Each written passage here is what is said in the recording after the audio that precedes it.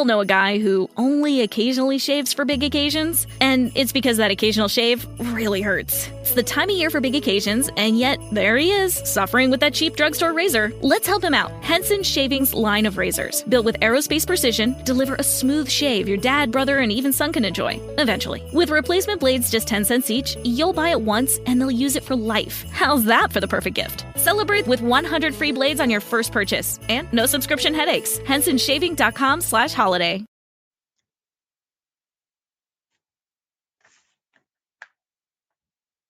First on film and entertainment, what a week it has been. Cruel Intentions is back in town. Melbourne Theatre Company, a tour de force single performance, which I'm going to be talking to you about, and more superheroes. Well, one of them is Greg King. How are you, mate? I'm good. Have you ever put on a Superman cape? I mean, I think I put kryptonite in my drops early on. And Peter Krause, the man who loves dress up. Now, superheroes and Peter Krause, you cannot use one without the other in the same sentence, can you? Oh, they are mutually exclusive. Thank you. And the man who has gone to see Cruel Intentions more than anybody I know, 11 times, I believe, Dave Griffiths. Is that right? That is correct, and it's back in Melbourne once again. So back it for is mighty. It is the best version yet, and we'll talk about that as the morning progresses. But first up, we've got to talk about a movie which is, well, the third installment of the series. Started in 2015, Ant-Man and the Wasp, Quantumania. So I was wondering, what's Quantumania all about? Well, it's about the quantum realm. And in case people don't know what the quantum realm is, well, this is a secret universe beneath Earth. And there are all sorts of terrors there. So you've got to concentrate on Ant-Man and the Wasp, Quantumania, which is this movie, 124 minutes in length, M-rated. It's kind of like The Ridiculous Meeting the Preposterous. I still thought it was a lot of fun, if somewhat lame. That's kind of my pen pal description of it. And I mentioned Ant-Man in 2015. Then there was Ant-Man and the Wasp. That was 2018. And Quantumania, quite the roller coaster ride. You got Scott Lang, a.k.a. Ant-Man, played again by Paul Rudd, happily married to Hope Van Dyne, otherwise known as the Wasp, Evangeline Lilly. He can't believe how his life has changed since he became a superhero. He's constantly recognised, even if he's confused with other more popular cartoon figures. And he's just released a book, seems to be comfortable just coasting. Not so his daughter Cassie, played by Catherine Newton, who has to be bailed out of prison after she steps in for what she perceives to be a worthwhile cause. And Cassie has inherited her father's superpowers, so she can go smaller or she can go larger. She implores her dad to help right wrongs and not just sit idly by signing and reading out from his book. So that all of this comes out at a pleasant evening meal with a family, also attended by Hope's mother, Janet, Michelle Pfeiffer, and father, Dr. Hank Pym, Michael Douglas. While Dr. Pym has been working to utilise the industrious property of ants, Cassie has been playing with the quantum realm. There we go back to Quantumania. That horrifies Janet Van Dyne, who's seen enough in that secret universe, and then flash, suddenly all five are catapulted there and a real fight begins. They are, of course, keen to find their way back to San Francisco, but it's clear that Janet's been keeping her associations with the quantum realm secret. And before long, the Langs and Van Dynes have to confront the evil that lurks in this universe. He's known as Kang the Conqueror, played by Jonathan Majors. He's looking for revenge after being banished. To that end, destruction on a massive scale is a byproduct. He has no compunction about engineering. Quantumania, written by Jeff Loveness, a lot going on here, and it takes concentration to ensure no threads are missed and determine just who fits in where. Humour is an integral ingredient in the offering, and to that end, Lang is in for a shock when he's confronted by an adversary he thought he had eliminated. Now known as MODOK, Darren Cross, played by Corey Stoll, was rescued by Kang and is now simply an inflated head with tiny limbs and a few tricks up his sleeve. try as MODOK does, no one takes him too seriously. He's sort of the butt of many jokes here. So that's Quantumania. Dave, let's start with you here. Paul Rudd, there was one scene that I thought, well, he sounded too forced, but he sort of continues to present that endearing character as he shrinks and grows as required. What did you think of the movie? Yeah, I wasn't that impressed with this one, to be honest. I thought that a lot of what we saw in the quantum realm we've seen before in films like Journey to the Center of the Earth, Strange World last year. There were a lot of scenes in there that when I watched them, I was like, well, I've already seen this scene in Star Wars, or I saw it in John Carter, or even Green Lantern out of the own Marvel universe. The DC universe. It just did not feel like this was a film that had any other reasoning of being in the Marvel universe other than to introduce Kang the Conqueror.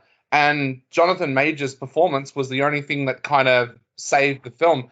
The other big criticism that I have, and a few people have said this to me, was it rested very, very heavily on the TV series of Loki. So if you haven't seen Loki and that introduction to Kang, and also the quantum realm in itself, you could be a little bit lost. But I just called this a filler film for Marvel. It just feels like it was there to fill the void that they needed to get that next jump to have Kang the Conqueror come in.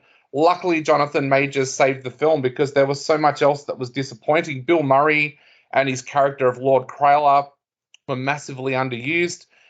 Catherine Newton, I suppose you could say, was a big plus, and hopefully we see more of Cassie in the future. But yeah, I think this is one of Marvel's weaker films. And yet Peyton Reed was still in the director's chair as he was for the first two. So I agree with Catherine Newton. I mean, I thought she brought some rebelliousness and spark to her role as Cassie. And, Jonathan Majors, largely restrained menace. That's how I describe his role in the piece. What did you think, Peter? Was it something that interested you even vaguely? Not at all. In fact, the first Ant-Man film was not bad. It had some amusing moments in it, some good writing for Paul Rudd and for the whole storyline, and even Michael Douglas, who at that first film was given some amusing lines. But this film is a washout for me. It is just cliche-driven. It's based on the idea that throw as much CGI, as much special effects at the audience, and hope they don't notice how lame and how poor the storyline is. I was not impressed at all. In fact, it's nice to see some Australian visual effects people were involved in the film, but the film itself is just awful. And I would like to see a return to the earlier Marvel films that at least were a bit more original, had a story that had some gravitas to it, and had characters that might have had a sense of humour or might have had something about it. In this film, Quantumania, it is so cliche-driven that I was bored solid by it. So very disappointing film. Well, I mean, look, I thought the visual effects and CGI were appropriate given where the film was going, quite effective in terms of plot development. But, did we really need to see talking broccoli, Greg King? No, I don't even like to eat broccoli, so I don't want it talking back at me. But I'm with what everyone else has said about this film. I thought it was a bit of a mess, actually, and it wastes the talents of Michael Douglas, who Peter said, was really good in the first film. He comes across here, he plays sort of like a king of the ants here. I also wasted Michelle Pfeiffer's talents. I thought it's overloaded on special effects there. It's a visual spectacular there, but it becomes overbearing at times and you get lost in it. The story was messy and complicated, and as Dave pointed out, you have to have seen some of these other TV shows in the Marvel Cinematic Universe and that to be able to get your head around who these characters are and where they're going. This is intended to introduce Phase 5 of the Marvel Cinematic Universe, but it just How many phases are there, Greg? I've got no idea, and I don't really care at this stage. It seems as though the writer here has seen Star Wars a few too many times, probably as many times as Dave has seen Cruel Intentions, by the sound of things. A lot of references to other movies there, lots of cliches there. You can see a lot of influences on the film, but for me, it didn't really hang together again. The two saving graces for me were Paul Rudd, who's got a genial presence, as Scott Lang there, brings a lot of humour to the role. And you've already mentioned Jonathan Majors, who is the villain, a cliched over-the-top villain nonetheless, but he does bring a sense of menace and sort of one of the better things about this film. But for me, no, it shows what's bad about Marvel. Just one thing that I was curious. Michelle Pfeiffer was the original Wasp, wasn't she? I mean, she's, if you look at the sort of CVs on this, there's two credited with the Wasp, which I thought was rather interesting. Can one of you explain that to me? Yeah, she was the Wasp that back in when Michael Douglas was Ant-Man, and then she disappeared into the quantum realm, and then years later, their daughter picked up the suit and wore it for the first time. Fair enough. All right. So I'm not expecting magnificent scores. I mean, look, I suppose, yeah, I thought there was certainly lame bits and things that didn't hang together. No question about that. The plot's a real stretch.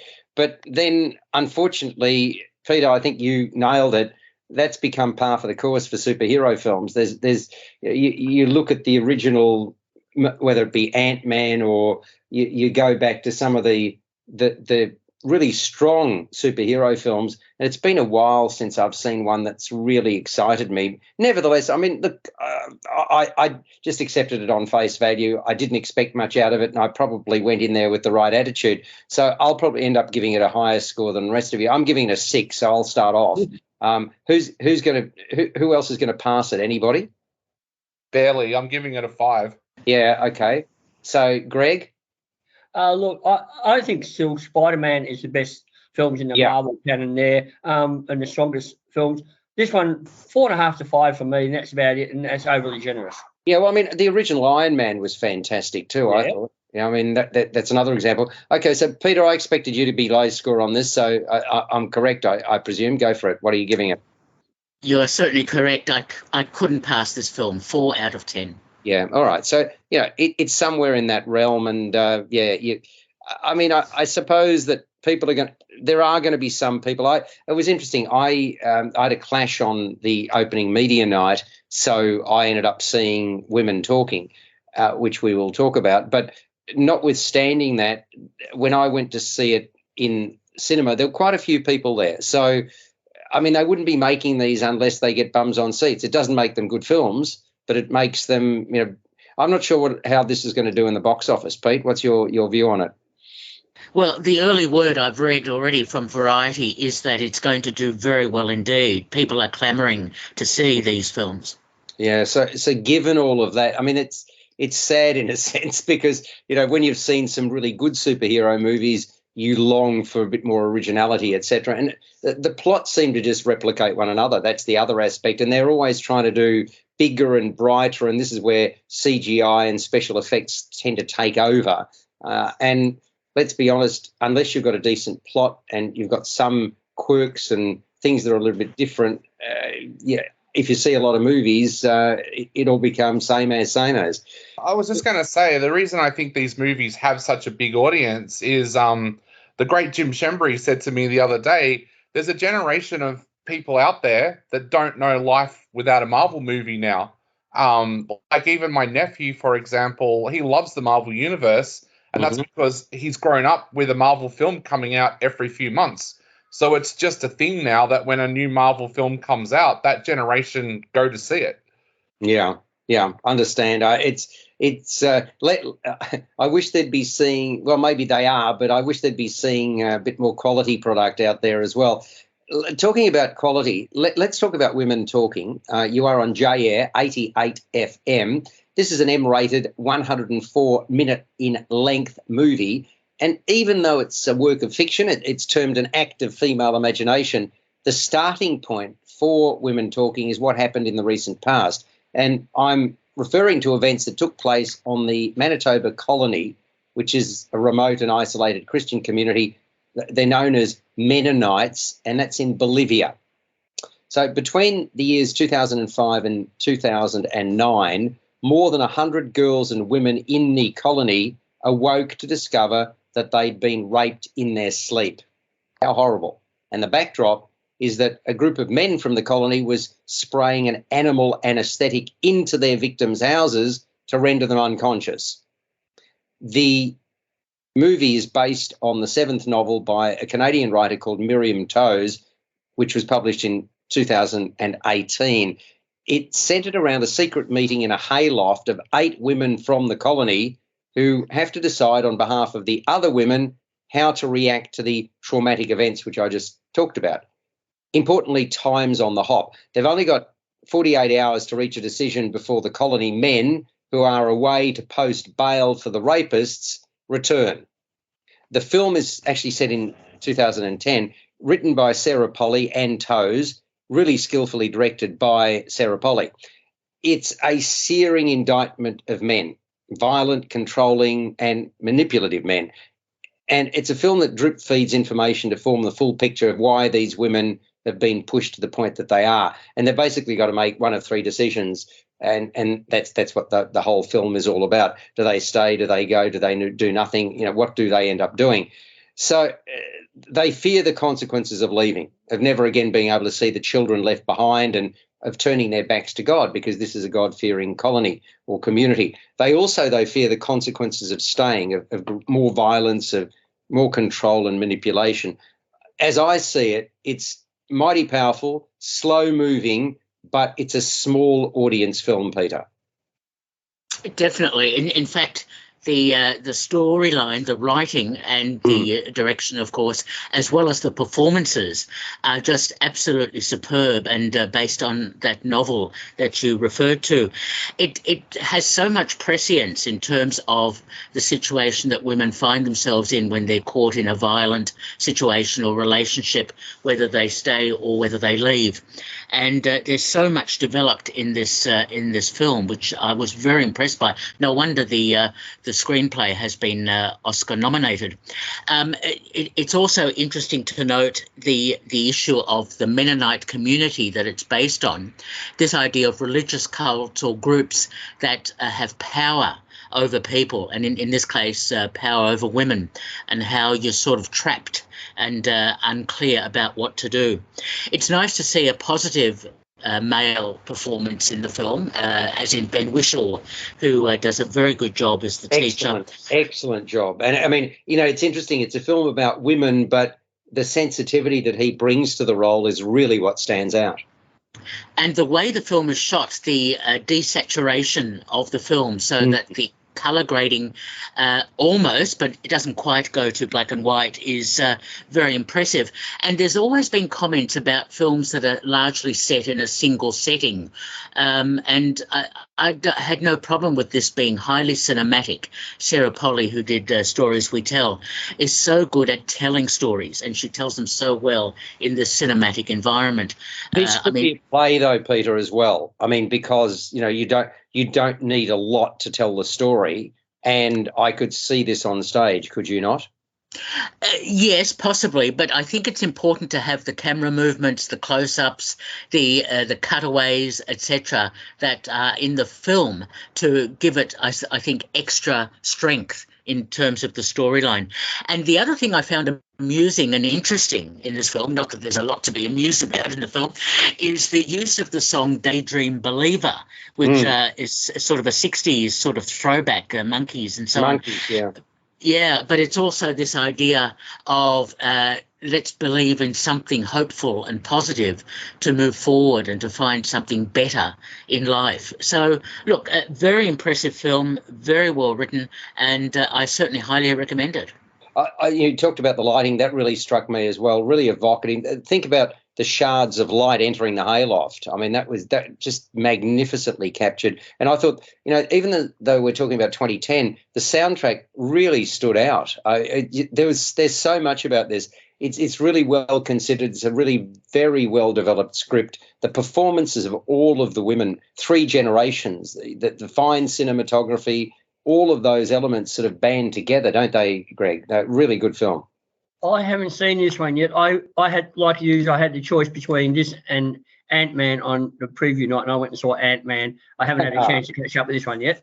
Good on you. Well, what about you? In terms of great films, Dave, I would have thought this is one of them. Oh, definitely. The power of the word. I said in my written review that there are very few films out there that can bring suspense to the screen using words, but this film does that because you're on edge all of the time. You want to know what these women are going to decide and how they're going to decide it. A few people have said to me they don't want to see this film because they've heard that it's so dialogue heavy, but I actually think that that's the power of this film. It's such a brilliant screenplay. It reminds me of the suspense that I got from a very, very rare cult film, I think from the late 1980s, called The Ice House, starring Melissa Gilbert, where it was a young boy sitting in a room confronting the woman that had taken his virginity. And it was such an amazing film, even though it was just in that one setting. And this film went back to that as well. Interestingly enough, in the novel, Peter mentioned the soundtrack and the use of Daydream Believer. In the novel, it was actually California Dreaming by the Mamas and the Papas that was used. And that was because it was supposed to be that these women are dreaming of breaking out of that society and getting to somewhere like California. That's the pinnacle of life kind of thing. So, yeah, it was interesting that they made that decision to change that. And I'd love to know whether it was an artistic decision or whether or not they just couldn't get the rights to the Mamas and Papas. Yes. Yeah. With one thing, I mean, I thought in terms of performance, wow, Claire Foy as Salome, really forceful. Every reason to be. Of course, her characters, past and present, are horrific, and in fact, that's the truth of all these women and their offspring. I thought that the other, I mean, Rooney Mara is amongst the most accommodating of the women as owner, and she's also, you know, in a situation that she's been set upon, and I'm not going to spoil the surprise for people who have not seen it, but she's not out to offend, she's not out to push buttons, but she still manages to do that. So there are some very, very strong performances. It's really an ensemble of actors who fill the primary roles, and I didn't think there was a misstep amongst them. And really, they're fiery, they're strong, they're vulnerable, they're apologetic. They clash frequently. The clashes are quite vitriolic. And the other one I wanted to comment on, Frances McDormand. She plays only a really small role as Scarface Jans, but as always, I just found her enormously impactful. She doesn't have to say anything. Her ashen face speaks volumes, Dave, doesn't it? I mean, the presence that she has looms large in every film she's in. She does, and I think she is almost one of the key characters in this, in a sense, even though she's not in it for very long, because she's the first one that's kind of adamant that we're not leaving, where I think that was needed, because this could very easily have become a film where the women were all in accordance with each other kind of thing, and that would have taken away the suspense. I think having her character there was so important. Frances McDormand was also a producer on this film as well, so I guess that's one of the reasons why she wanted to have a part in it. But yeah, it's amazing how many of these characters, when you look back at the film, only have small roles, but they're so important to the storyline at the end of the film. I think that is really, really unique. Quite often with cinema these days, all of the action takes part around the major players. This film really is an ensemble performance. I really wish that they had some of those awards that they used to give to ensembles, because this one, I agree with you. Hands down. Look, the one thing I would say is that it is, you've got to be patient, because it could have been shortened somewhat. It's not a long film as such. I mentioned 104 minutes, but it takes place primarily in this hayloft, and it could have moved a tad faster, in my opinion, but that may have detracted from the overall impact, because the overall impact is huge. It's heart-wrenching. It really is an insightful piece of movie making, and it does leave an indelible impression. So let's get some scores. We'll start with you, Peter. Very impressive film. I think for ensemble, it's nominated at the SAG Awards. Women Talking, yes, it is, for the film cast. So it's nice to see that. Look, very impressive film, 9 out of 10. Dave? Yeah, 9 out of 10 for me as well. And 8 out of 10 for me. We are talking first on film and entertainment. You are listening to Gregory King, to Hello. Dave Griffiths, and to Pete Krause, and myself, Alex First. Now, I want to talk about, on J-Air, spoiler alert. This is a 112-minute, M-rated, and as the title suggests, the outcome is writ large. at the start of this movie. It's based on a best-selling memoir by Michael Osiello, and it's a 13-year love story between a couple of guys. And Jim Parsons plays Osiello. He's a really sensitive journo who writes about TV shows. And as a child, he dreamt of a sitcom with him at the centre of it and his family filling the other roles.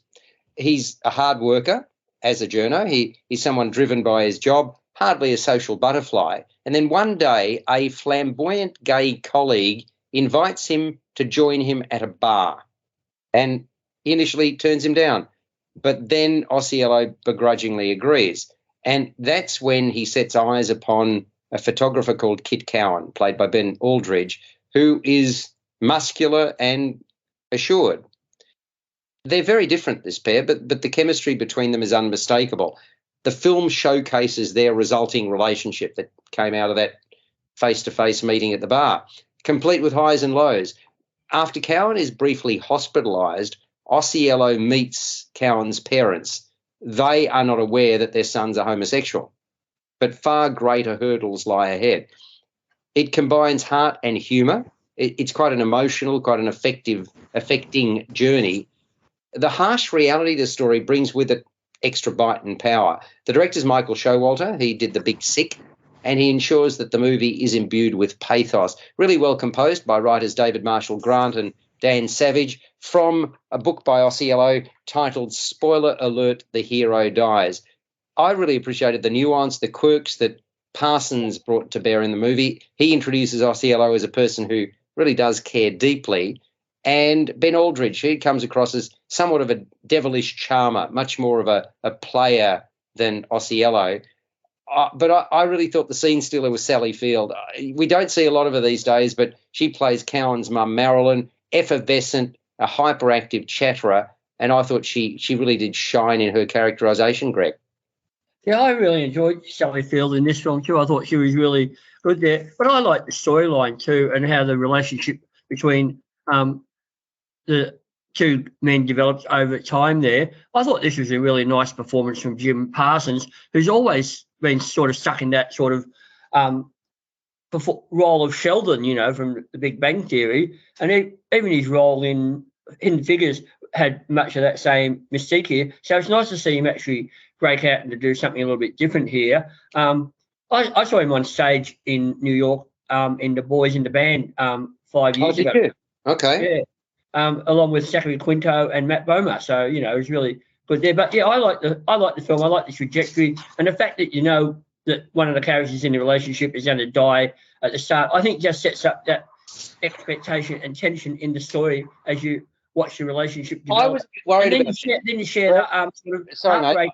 We all know a guy who only occasionally shaves for big occasions, and it's because that occasional shave really hurts. It's the time of year for big occasions, and yet there he is, suffering with that cheap drugstore razor. Let's help him out. Henson Shaving's line of razors, built with aerospace precision, deliver a smooth shave your dad, brother, and even son can enjoy, eventually. With replacement blades just 10 cents each, you'll buy it once, and they'll use it for life. How's that for the perfect gift? Celebrate with 100 free blades on your first purchase, and no subscription headaches. HensonShaving.com/holiday.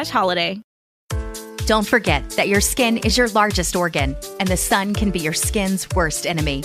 Dermatologist recommended Neutrogena products offer the ultimate protection for your skin. From makeup remover wipes to Hydro Boost Water Gel Facial Moisturizer, BJ's has your entire lineup of Neutrogena skincare products. And now through December 3rd, save $4 on any Neutrogena product at BJ's. Love your skin back and save now through December 3rd, only at BJ's.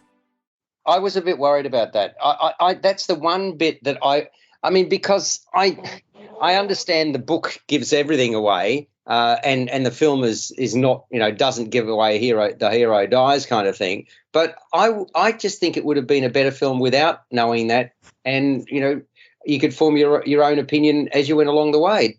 That troubled me somewhat. Didn't trouble me. It was sort of like a little prologue to get you into the story, and then you go back and develop the story, and you knew the relationship, and it set it up beautifully, I thought. Okay. What about you, Peter?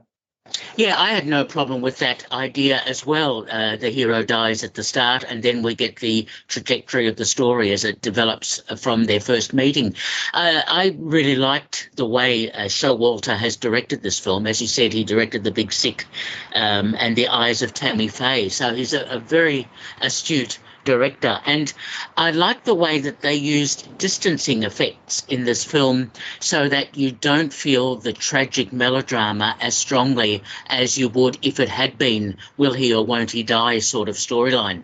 So and sorry, when the you say idea, distancing effects, what are we talking about in particular? well, a good example is there's a scene in the hospital where we suddenly pull back and we have all the cameras, we have the sort of fantasy element where there is this idea that maybe this is not happening, that sort of thing. So, and there are a few other distancing effects, some lines here and there.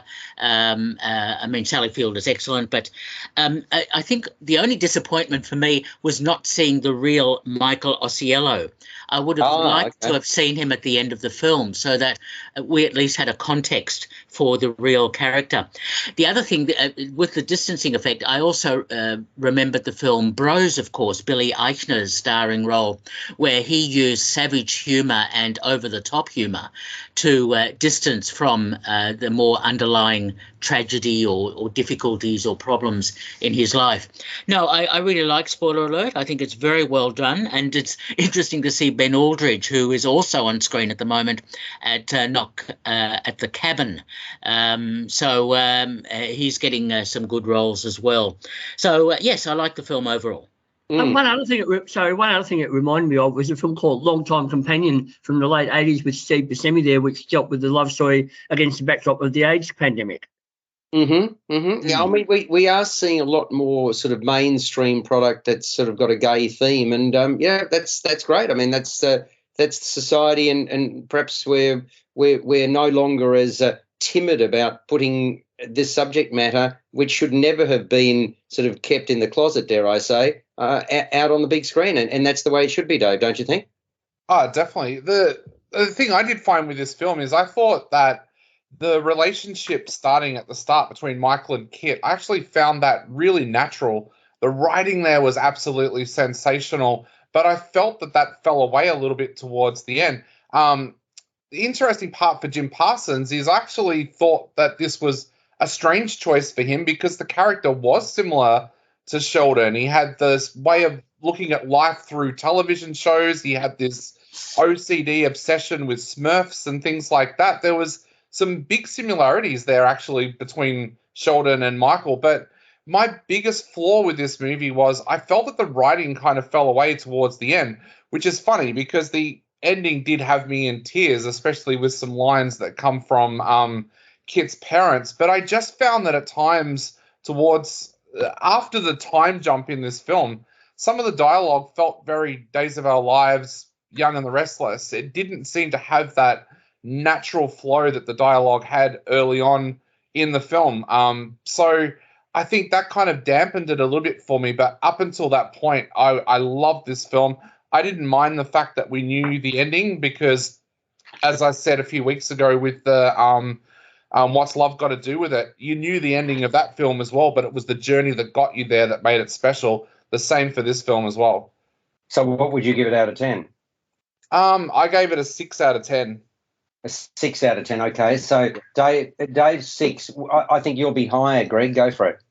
Yeah, and I really like that touch of Jim Parsons' character and his obsession with the Smurfs. I thought that just was a nice, quirky touch to his character there. Well, I'm going to give it sorry, 7.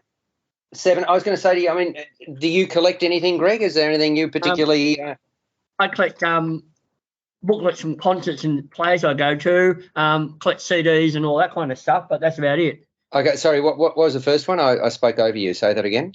All the programs and... Oh, the programs, yeah. All the concerts I've been to. Yeah, And likewise, I mean, I like collecting theatre programs, and I find that obviously it's useful when I'm doing the reviews anyway. What do you collect, Dave? Pop culture and sporting memorabilia. Which again, it dovetails beautifully into what you do and what we all do, which is fantastic. Peter, do you collect race cars, or what do you do? Yes, AFL footy cards. No. Peter. Yeah, so I can rip them The up. Sir James Hird card is worth more than any other. Yes. What do you collect anything? Well, actually, I try and collect some rare Blu-rays or DVDs of films that are very rarely seen or have extra components to them. And do you get them in Australia or you get them abroad? Both. Oh, wow. Okay. So, I mean, gee, that must be interesting. So you obviously have some places that you can turn to, but how do you determine what you are going to sort of look for? Is it a movie you've seen or a movie you've heard about or what? It is a mixture of that, and also I try and find rare silent films and early sound films that have been restored or have had a 4K version attached to them and extra information and so on, extras that are usually very useful. What's the most valuable to you, or the rarest, if you like, in your collection? And we may never have heard of it, but there you go. Well, you probably have. When I was in Germany, I picked up the complete version of Metropolis, which has a booklet in it, which has about 6 or 7 long interviews and other information about the making of the film. Some real rarities there. So I suppose that might be the rarest I have. And Greg, in terms of programs that you've collected, what's the one that I suppose you hold dearest to your heart?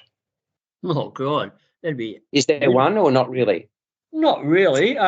It's just a good way of remembering some of the benefits. Okay. No, I just thought, may have been somebody who's no longer performing or no longer with us or whatever it might be. There's a couple of them. There's a couple of them in that collection. Like Meatloaf and... Meatloaf would be a good example. Mind you, I don't think there was a program for the MCG performance at the grand final, was there, Greg? There was a grand final program. It's called The Record, but you didn't get anything to commemorate Robbie Williams' fantastic performance there, just the memory in my head. Exactly, yeah. And Dave, I mean, you've got lots of stuff, so what's your prized possession? My prized possession is actually a film cell from the Fast and Furious franchise that was signed by the cast, and Paul Walker signed it on the day that he died. Wow. Oh, my golly. Gee, that was a terrible incident. I suppose in terms of signatures and whatever, I had the good fortune to be involved in the 2000 Olympic Games. And you remember, Dave, this is me one especially for you. You remember when we had the 4x100 relay and there was the massive competition between the Australians and the Americans. And I got the sheet that determines the winners with the times, etc., signed by all the Aussie swimmers.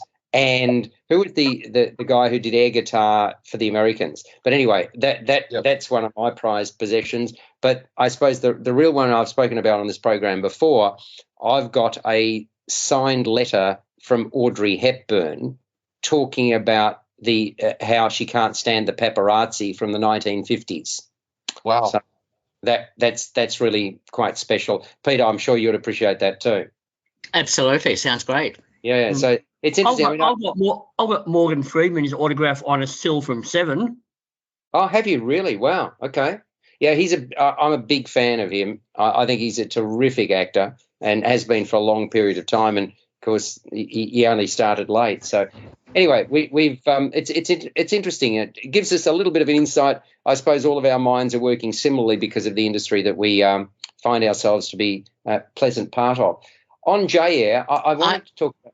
Alex, I haven't given a score yet for spoiler alert. Oh, I'm so sorry. I apologise. Yes, and I got totally distracted. Sorry, I'm choking now on my misdemeanor. What's your score for spoiler alert? Who? Anyway, all right, we won't go there. Spoiler alert. I must say Jim Parsons has been doing other roles as well. You mentioned Boys in the Band, Greg, but he also was in The Normal Heart, which looked at the early days of the AIDS story, and etc. So he has been breaking out of the Big Bang Theory roles. Anyway, no, I liked Spoiler Alert. I think it has a lot to commend it, and I gave it 7 out of 10.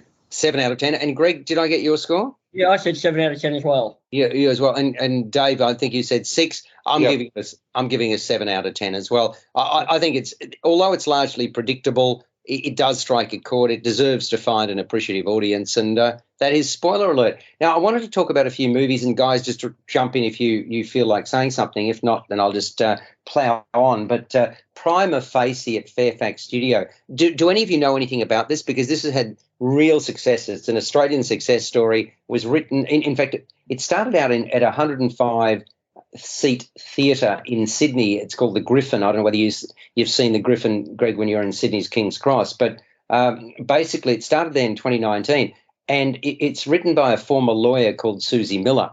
That's her name, and then it since played to sold-out seasons in the West End, and it's now in Melbourne as part of the MTC at Fairfax Studio, and it's sold gangbusters, because it's about to open on Broadway as well. So it's a real. Had any of you heard the title, Prima Facie, in terms of any knowledge of it or not? No? Yes, I saw the National Theatre Live screen production with Jodie Comer playing the role. Excellent. And in fact, I after I wrote my review, I saw the review of somebody else who'd seen both and said this blows it out of the park. Now, you've seen that one. That must have been quite something, the National Theatre Live, yeah? It was a terrific performance, and the shades of grey of the character as she develops the story is just fantastic. Okay, well, so that's interesting that, again, the comparison. I've only seen this as a theatrical production. Tessa Ensler is played by Sheridan Harbridge, that was the role that she played in Sydney. Successful barrister. She knows the tricks of the trade. She defends her clients. Many of them are alleged sexual offenders, and she defends them vehemently. And she relishes the game. I'm talking about circling witnesses until really she's ready to pounce, having lulled them into this false sense of security.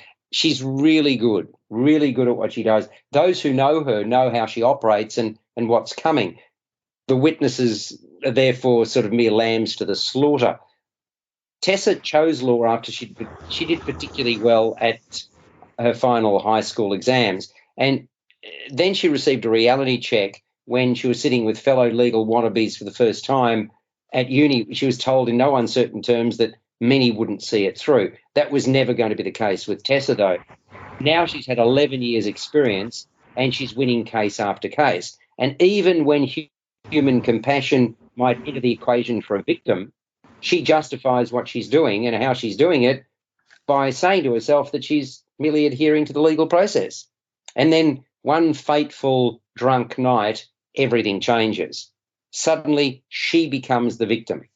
We all know a guy who only occasionally shaves for big occasions, and it's because that occasional shave really hurts. It's the time of year for big occasions, and yet there he is, suffering with that cheap drugstore razor. Let's help him out. Henson Shaving's line of razors, built with aerospace precision, deliver a smooth shave your dad, brother, and even son can enjoy, eventually. With replacement blades just 10 cents each, you'll buy it once, and they'll use it for life. How's that for the perfect gift? Celebrate with 100 free blades on your first purchase, and no subscription headaches. HensonShaving.com/holiday. Don't forget that your skin is your largest organ, and the sun can be your skin's worst enemy. Dermatologist recommended Neutrogena products offer the ultimate protection for your skin. From makeup remover wipes to Hydro Boost Water Gel Facial Moisturizer, BJ's has your entire lineup of Neutrogena skincare products. And now through December 3rd, save $4 on any Neutrogena product at BJ's. Love your skin back and save now through December 3rd, only at BJ's. And life for her will never be the same again. It takes 763 days for her case to be tried. The question is, will she see justice? Now, I mentioned it's been written by a former lawyer, so the insight is really most important. And the reason it's been universally acclaimed is quickly clear when you see this production. Miller's writing, descriptive and insightful, and Sheridan Harbridge, well, she's a force of nature in 90 minutes of really compelling theatre. just her and a chair. And yet she holds us in the palms of her hands throughout. She celebrates, she pouts, she parties, she's flirtatious, incredible, driven, highly capable, and she displays strength. And then she's shell-shocked. She's vulnerable, she's anxious, and she's alone. In a millisecond, she shifts the mood. She does so with remarkable dexterity and aplomb during the course of this performance. She transforms into Tessa. We totally believe she is her. The picture she paints is vivid, and it's also very alarming. Behind it is the need for change, and that message could not be clearer. Now, since around about middle of last year, I've been really fortunate to see 3 bravura one-woman shows, each of which have left an indelible imprint. And I should say they're 3 one-person plays. I believe they are. I hope I haven't identified them incorrectly. I believe all of them are women. There was MTC's Boys and Girls, which showcased Nikki Shields, and then there was the Picture of Dorian Gray at Arts Centre, Melbourne, featuring Erin Jean Norval. In fact, Nikki Shields was an alternate there. And now we've got this one, prima facie, with a name that is just terrific, Sheridan Harbridge. She's such a great actor. So this is directed by Lee Lewis, and it's must-see material. And by the way, the title, I'm not sure whether you're familiar with what prima facie means. Latin, of course, meaning on the first appearance. So otherwise put as a fact presumed to be true unless it's disproved. So it's obviously appropriate to what we're seeing here in terms of the legalese. So it's Fairfax Studio, Arts Centre, Melbourne, until the 25th of March. But get in early because they're already it's all but a sellout. So I would highly commend it to you. And Peter, based on what you've seen as a production on stage, which has been filmed, would you say the same thing? Did you find it compelling? Absolutely compelling. The writing is just superb, as well as, I can only comment on Jodie Comer's performance, who was superb. So I'm sure that this actress is just as good. It's a terrific storyline. Yeah, it really is. I mean, I'd like to see this on film. As a movie, I think it could be made into a movie. It could be expanded, if you like. You could introduce other characters, and I think it could still work. Do you think so, Peter? I'm not so sure. I think it might diffuse some of the ideas and the intensity of the story. Yeah. Yeah, I mean, it's an interesting one. Now, I want to go on, Peter. Alex, you mentioned the Griffin Theatre in King's Cross. The main thing I saw when I was in King's Cross, I did a historical tour of King's Cross where all the famous, you learn about the history of the place and some of the famous people like Peter Finch that lived there, and they point out some of the places that no longer exist that were part of King's Cross notorious history. I was a bit worried where you were going there, because you started off with the main thing I saw in King's Cross, and there would have been all sorts of things that I could have put in there, Greg. But yes, I remember. That's how your mind works. That's how your mind works, Alex. Exactly. Thank you very much. I did a tour underneath the sewers of Melbourne. What does that say about me, Greg? Well, we live in an affluent society. Yeah. Yes, indeed. I also saw Nosferatu at Maryland Theatre at the Malthouse during the week. Now, talking about silent movies, you must have seen the original Nosferatu, 1922, I think, the German expressionist film, Peter. Absolutely. I was there at the launch. Yes, I'm not surprised. I'm not going to say you look like death warmed up. Now, I'm just wondering, Dave, have you seen that original film? I have, yes. Yep. And they had it just recently at Monsterfest again.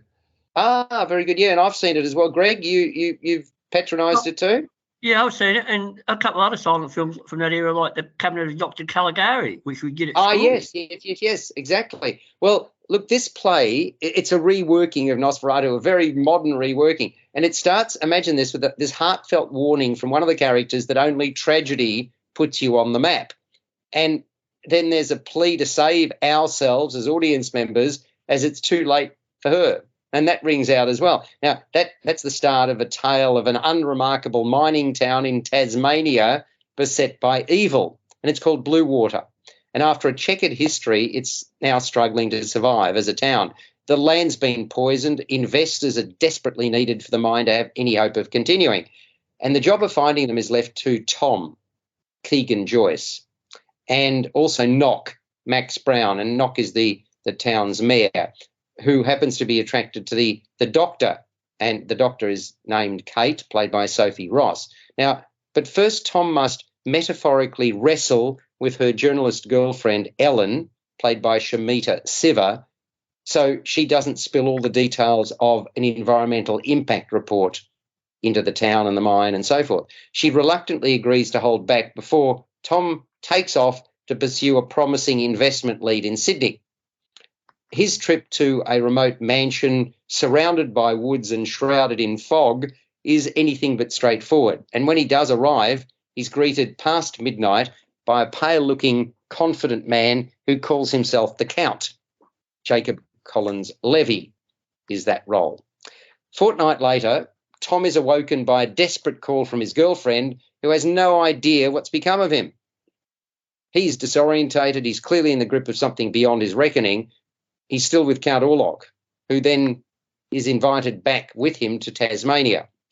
After further drama en route, in quick time, Orlok is putting the bite on many of Blue Water's remaining residents.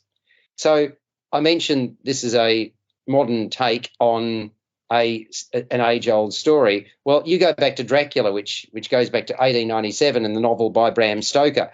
The playwright here is Kezia Warner, who admits he doesn't know much about vampires. Clearly, though, he's been sucked in, creating a dramatic. Thank you very much. I'm waiting. I'm waiting for Greg puns here, and he's created this sort of dramatic, humorous, and seductive piece of work. Now, apart from the writing and the acting, staging is everything, and it's here that the set and costume designer called Romany Harper has done remarkably well. And imagine there's a sprawling set, the backdrop of which is ceiling-to-floor red curtaining, in front of which sits six doors. So you've got the curtaining at the back and the doors in the front, and also in the room, and that's still at the back of the stage, it's a really huge stage, is this heavy boardroom table and some chairs, and the boardroom table lights up so it can go to blood red. The mood lighting by Paul Jackson, sound from Kelly Ryle does the rest, and it's very atmospheric, Nosferatu. It immediately drew me in. It carries with it no shortage of laughs due to the surfeit of pithy one-liners, and it's also not without its surprises. I thought Collins-Levy was excellent in his portrayal of this suave, controlling Count, never short of answers, and he's got this sense of comic timing which really works well. Great sense of comedy. Also appreciated the surety in Siva's performance as the hip journo, driven by her instincts to probe further into just what's going down. Joyce readily steps into the role as Tom, popular, flummoxed nerd, caught way out of his depth looking for investments. And Ross brings practicality and suspicion to her persona as Dr. Kate, while Brown is eager to please as the Mayor Knock.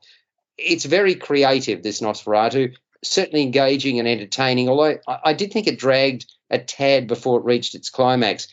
Maybe 10 or 15 minutes could have been saved by sort of shaving it off once it was established what Count Orlok was up to in Blue Water. But the lion's share of this piece, which really is the lion's share, directed by Bridget Pelotas, has a lot of spark and sizzle, and it's bloody good fun, Greg.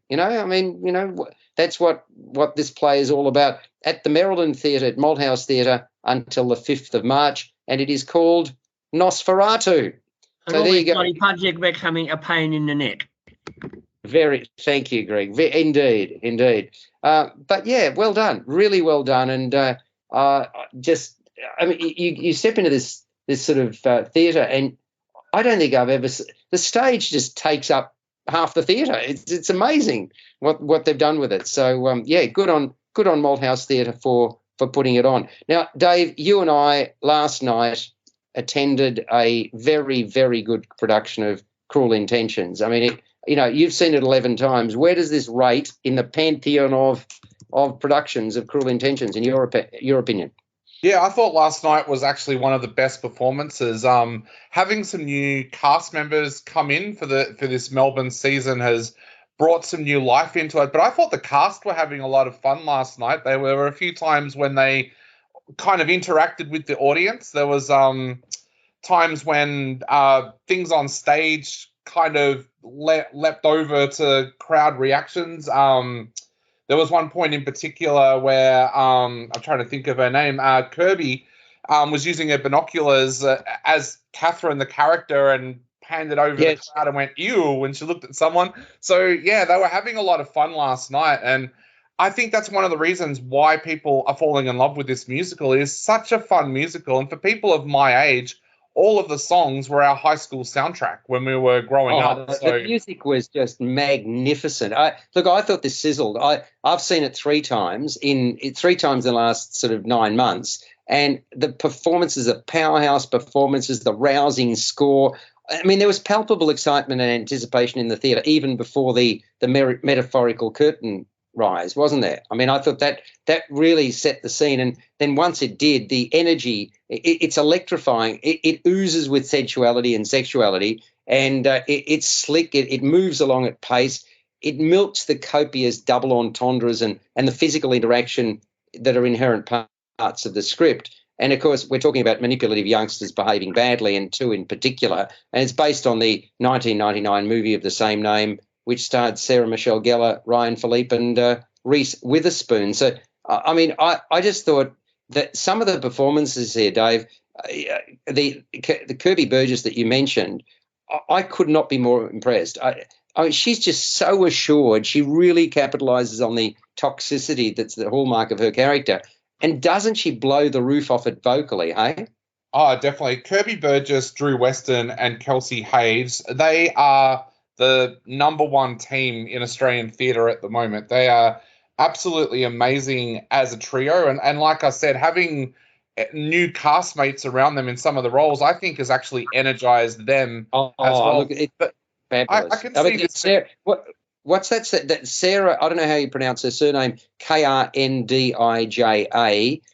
She's new, and I thought she's a comic tour de force. She's this sort of innocent but eager to learn Cecile Caldwell, an absolute scream in the role. And I thought Ross Cesari really dined out on the sort of shocks of Blaine Tuttle. He's this gay guy who readily gets together with a manipulated jock. And I thought both of those were really excellent in their roles.